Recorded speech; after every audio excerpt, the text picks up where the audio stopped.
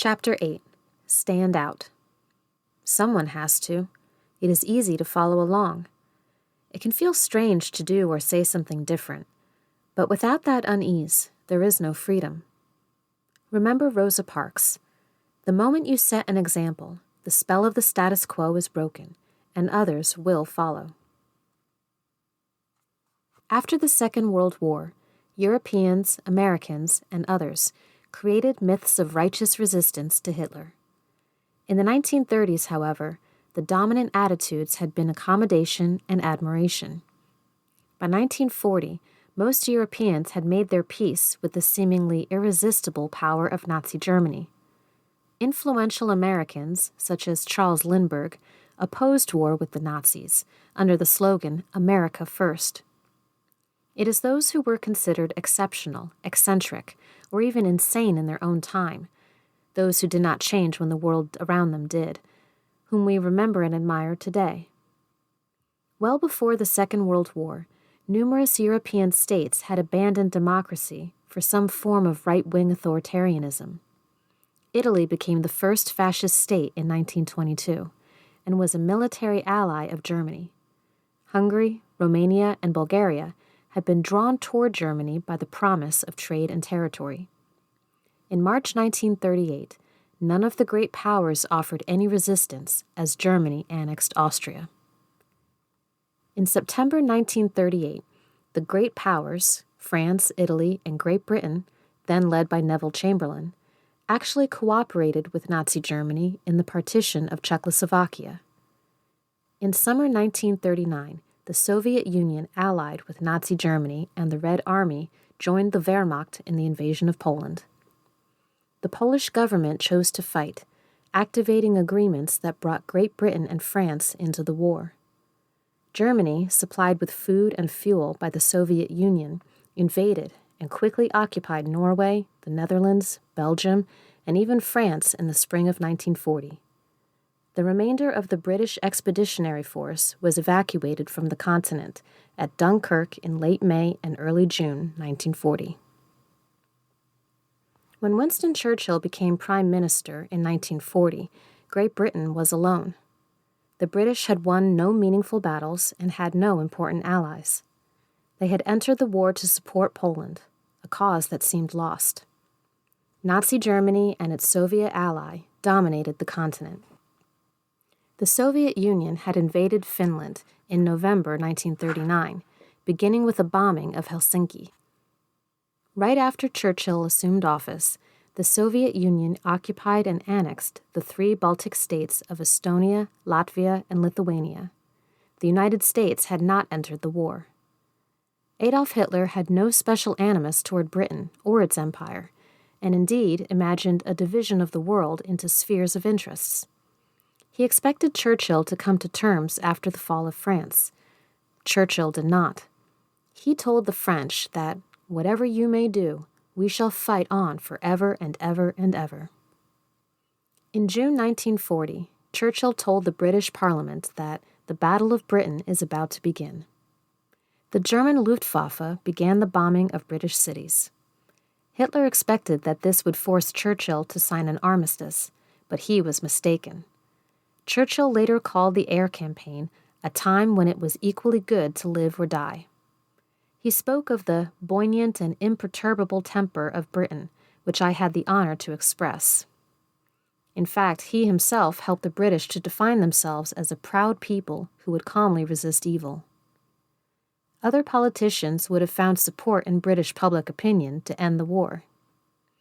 Churchill, instead, resisted, inspired, and won.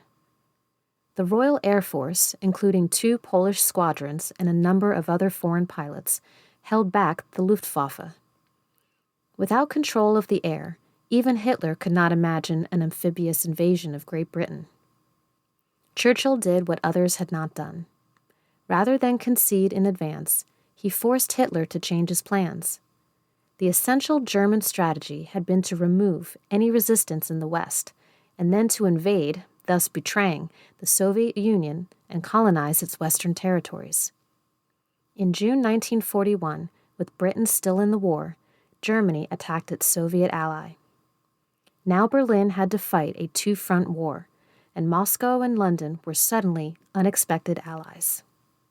In December 1941, Japan bombed the American naval base at Pearl Harbor in Hawaii, and the United States entered the war. Now Moscow, Washington, and London formed a grand and irresistible coalition. Together, and with the help of many other allies, these three great powers won the Second World War. But had Churchill not kept Britain in the war in 1940, there would have been no such war to fight. Churchill said that history would be kind to him because he intended to write it himself. Yet, in his vast histories and memoirs, he presented his own decisions as self-evident and credited the British people and Britain's allies. Today, what Churchill did seems normal and right, but at the time, he had to stand out. Of course, Great Britain was only in the war because the Polish leadership had chosen to fight in September 1939. Open Polish armed resistance was overcome that October. In 1940, the character of the German occupation was becoming clear in the Polish capital, Warsaw. Teresa Prekharova was meant to finish high school that year. Her family lost its property to the Germans and was forced to move to Warsaw and rent. Her father was arrested. One of her uncles was killed in battle. Two of her brothers were in German prisoner of war camps. Warsaw itself had been heavily damaged by a German air campaign, which had killed about 25,000 people. Teresa, a very young woman, stood out among her friends and family in her reaction to this horror. At a time when it was natural to think only of oneself, she thought of others. In late 1940, the Germans began to establish ghettos in the part of Poland under their control. That October, the Jews of Warsaw and the surrounding region were required to move to a certain district of the city. One of Teresa's brothers had been friendly with a Jewish girl and her family before the war. Teresa now observed that people quietly allowed their Jewish friends to slip away from their lives. Without telling her family, and at great risk to herself, Teresa chose to enter the Warsaw Ghetto a dozen times in late 1940, bringing food and medicine to Jews she knew and Jews she did not. By the end of the year, she had persuaded her brother's friend to escape the ghetto. In 1942, Teresa helped the girl's parents and brother to escape. That summer in the Warsaw Ghetto, the Germans carried out what they called the Great Action, deporting some 265,040 Jews to the death factory at Treblinka to be murdered and killing another 10,380 Jews in the ghetto itself. Teresa saved a family from certain death. Teresa Prekharova later became a historian of the Holocaust, writing about the Warsaw Ghetto and about others who helped to aid Jews.